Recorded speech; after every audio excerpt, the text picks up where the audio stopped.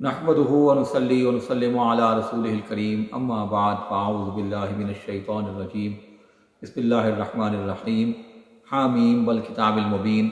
انا انزلناه فی لیلۃ مبارکۃ انا كنا منذرین وفیہا یفرق کل امر حکیم وقال اللہ تبارک وتعالی فی مقام آخر ان اللہ وملائکتہ یصلون علی النبی یا ایھا الذین آمنوا صلوا علیہ وسلموا تسلیما اللہم صل علی محمد وعلی آل محمد كما صليت على إبراهيم وعلى آل إبراهيم إنك حميد مجيد اللهم بارك على محمد وعلى آل محمد كما باركت على إبراهيم وعلى آل إبراهيم إنك حميد مجيد۔ آپ سے شب قدر کے موضوع پر کل گفتگو کرنا تھی، لیکن کچھ اس طرح کے معاملات ہوئے کہ کل آپ سے بات نہ ہو سکی، لیکن ابھی انشاءاللہ ایک رات باقی ہے۔ آج ہم 27واں روزہ مکمل ہو چکا اور 28ویں کی رات میں ہم اس وقت موجود ہیں، اور کل کی جو رات ہوگی 29ویں کی رات ہوگی، وہ بھی رمضان کی آخری عشرے کی آخری رات ہوگی، آخری موقع ہوگا اس سال کا کہ ہم شب قدر کو ڈھونڈنے کی کوشش کر سکیں، شب قدر کو حاصل کرنے کی کوشش کر سکیں۔ تو بات پھر وہی ہے جو میں نے پہلے عرض کیا تھا کہ انما الاعمال بالنیات، کہ عملوں کو دار و مدار نیتوں پر ہوتا ہے، کہ جب ہم نیت یہ کرتے ہیں کہ ہمیں شب قدر کو ڈھونڈنا ہے یا ہمیں شب قدر میں عبادت کرنی ہے، تو ایسی صورت میں پھر جو ہے وہ جو رات ہوتی ہے یا وہ جو عبادت ہوتی ہے اللہ تبارک و تعالیٰ کے ہاں بہت اہمیت اختیار کر جاتی ہے، اور اللہ تبارک و تعالیٰ اس بات پر قدرت رکھتا ہے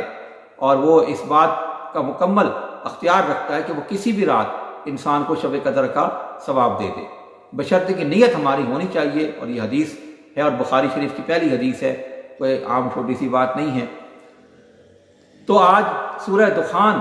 کا جس کو میں نے ذکر کیا تھا کہ قرآن مجید میں شب قدر کا جو تذکرہ ہے وہ 2 مقامات پر آیا ہے، سورہ قدر پوری کی پوری اور سورہ دخان کی ابتدائی جو ہیں 3 آیات وہ بھی اس سے متعلق ہیں۔ اگرچہ کچھ لوگوں کا پہلے یہ خیال تھا کہ یہ شاید شب برات کا تذکرہ ہے، لیکن جب اس کو ہم واضح طور پر دیکھتے ہیں پڑھتے ہیں تو اندازہ ہوتا ہے کہ نہیں، شب برات کا نہیں ہے بلکہ شب قدر کا ہی تذکرہ ہے۔ اصل میں 2 باتیں اس میں آتی ہیں جو لوگوں کو کنفیوز کر دیتی ہیں، دونوں کی آج انشاءاللہ وضاحت بھی کر دیں گے۔ ارشاد ہوا حامیم والکتاب المبین، کہ اس کتاب حامیم مقطعات میں سے ہے، اس کا میننگ صاف ظاہر ہے کہ اللہ اس کا رسول بہتر جانتے ہیں۔ تو والکتاب المبین، کہ بے شک اس کتاب روشن کی قسم، انا انزلناہ فی لیلۃ مبارکہ، کہ ہم نے اس کو مبارک رات پہ نازل کیا، انا کنا منزلین، اور ہم ہی راستہ دکھانے والے ہیں۔ اب بات یہ ہے کہ جب اس کتاب روشن کی قسم کہا اور پھر کہا کہ ہم نے اسے مبارک رات پہ نازل کیا، اس سے جو لوگ اس بات کا یقین رکھتے ہیں کہ یہ تذکرہ شب قدر کا ہے، شب برات کا نہیں ہے، ان کا ماننا اس بات سے یہ ہے کہ چونکہ یہاں قرآن حکیم کی قسم کھائی اور پھر کہا کہ ہم نے اس کو مبارک رات میں نازل کیا، تو اس سے مراد یہ شب قدر ہے، شب برات نہیں ہے۔ جبکہ اگلی جو آیت ہے، آیت نمبر 4، فیہا یفرق کل امر حکیم، کہ اس رات میں تمام جو حکمت والے کام ہیں ان کا فیصلہ کیا جاتا ہے۔ تو اس سے کچھ لوگوں نے کہا کہ نہیں، یہ شب برات ہے، لیکن بہرحال زیادہ انکار یا جو زیادہ واضح دلائل ملتے ہیں وہ شب قدر کے بارے میں ہیں، اور زیادہ مفسرین اس بات پر متفق ہیں کہ یہ شب قدر ہی کا تذکرہ ہے۔ تو یوں یہ کوئی ایسی انہونی بات نہیں ہے، جس چیز کی جتنی زیادہ اہمیت ہوتی ہے اللہ تبارک و تعالیٰ قرآن حکیم میں اس کا تذکرہ اتنا زیادہ فرما دیتا ہے۔ جیسے آپ دیکھیے کہ نماز اور زکوٰۃ، کہ جس کا تذکرہ 700 بار سے اوپر ہے، وجہ کیا ہے کہ اللہ تبارک و تعالیٰ کے ہاں اس کی اہمیت بہت زیادہ ہے، زکوٰۃ کی اہمیت، نماز کی اہمیت بہت زیادہ ہے، اور بارہا تلقین کی، ہمیں بارہا ارشاد فرمایا اور نماز کو قائم کرنے کا حکم دیا، پڑھنے کا حکم نہیں دیا، قائم کرنے کا، یعنی پورا نظام قائم کرو، اپنے ہر بندہ جس لیول پہ ہے، جہاں پہ ہے، وہ اس کا نظام قائم کرے گا۔ کوئی گھر والا ہے تو گھر میں اس کا نظام قائم کرے، کوئی کسی آفس کا ہیڈ ہے تو وہاں قائم کرے، کسی اسکول کا پرنسپل ہے تو وہاں نظام قائم کرے، کسی ادارے کا، کسی ایریے کا ہیڈ ہے تو اس میں قائم کرے۔ تو مقصد ہے قائم کرنے کا حکم دیا، لیکن بارہا حکم دیا۔ تو یوں شب قدر کی اہمیت اللہ تبارک و تعالیٰ کے ہاں بہت زیادہ ہے، اس وجہ سے قرآن مجید کے 2 مقامات پر،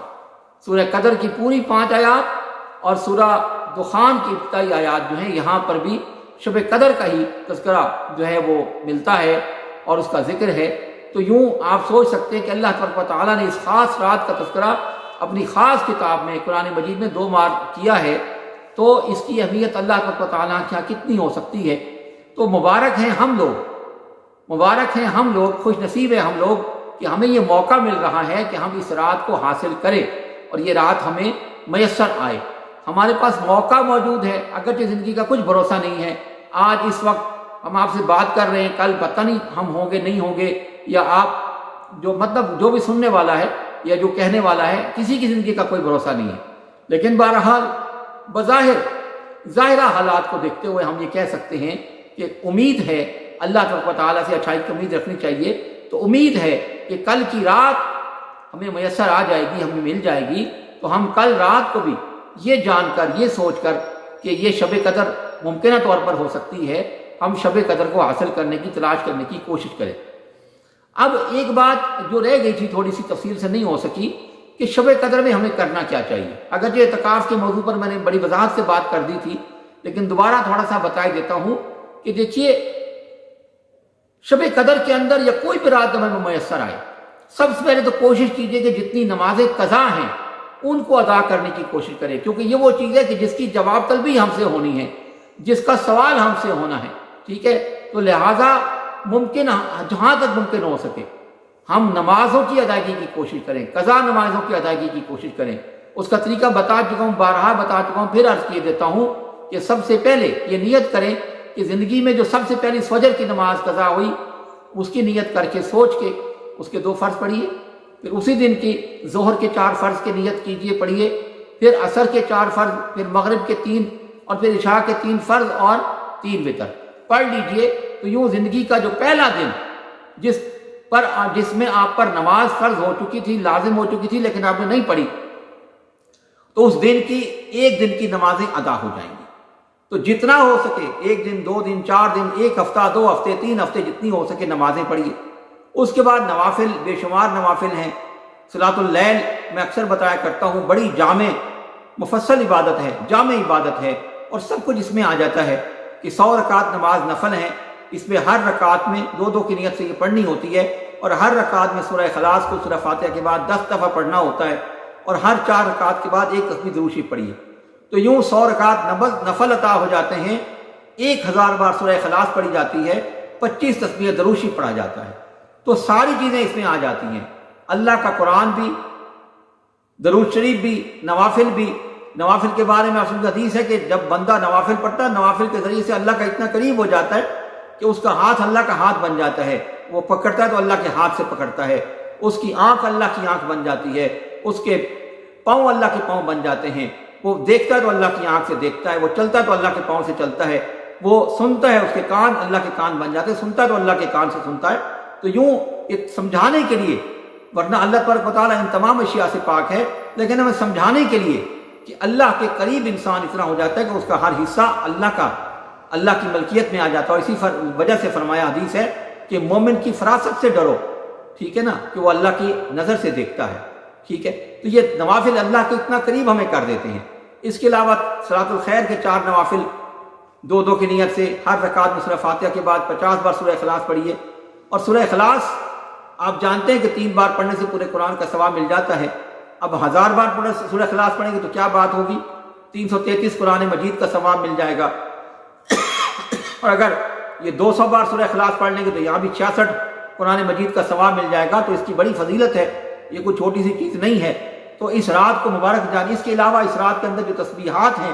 استغفار جتنا ہو سکے کیجئے، استغفر اللہ من کل ذنب واتوب الیہ، یا استغفر اللہ پورا پڑھتے رہیے، استغفر اللہ، لیکن جب تسبیح پوری کریں تو پھر پڑھ لیں استغفر اللہ ربی من کل ذنب واتوب الیہ، ٹھیک ہے۔ اس کے علاوہ آپ صلی اللہ علیہ وسلم نے عائشہ صدیقہ رضی اللہ عنہا کو جس تسبیح کی وصیت کی ہے، بہت زیادہ ارشاد فرمایا، اللہم انک عفو کریم تحب العفو فاعف عنا یا غفور، کہ اللہ تو معاف کرنے والا ہے، معافی کو پسند کرتا ہے، اور ہمیں معاف فرما۔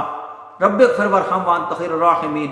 یا حی یا قیوم برحمتک استغیث۔ بے شمار تسبیحات ہیں، رب زدنی علما، بہت سے تسبیحات ہیں،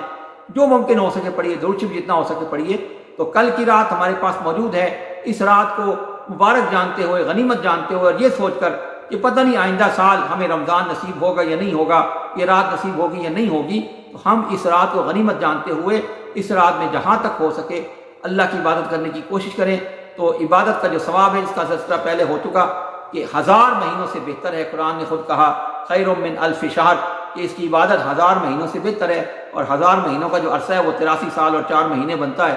تو یہ بہت بڑی فضیلت کی بات ہے، بہت بڑے اعزاز کی بات ہے کہ ہمیں یہ مل رہی ہے۔ اس کو غنیمت جانیے، اس کا فائدہ اٹھائیے، اور اس رات میں جہاں تک ممکن ہو سکے اللہ تبارک و تعالیٰ کی عبادت کرنے کی کوشش کیجیے۔ اب دعاؤں میں ہمیں بھی یاد رکھیے، اپنے بھی تمام مسائل کا حل مانگیے، دنیا اور آخرت دونوں کی بھلائی مانگیے۔ ربنا آتنا فی الدنیا حسنۃ وفی الآخرۃ حسنۃ وقنا عذاب النار وادخلنا الجنۃ مع الابرار یا عزیز یا غفار یا رب العالمین۔ ربنا تقبل منا انک انت السمیع العلیم وتب علینا انک انت التواب الرحیم وما علینا الا البلاغ المبین۔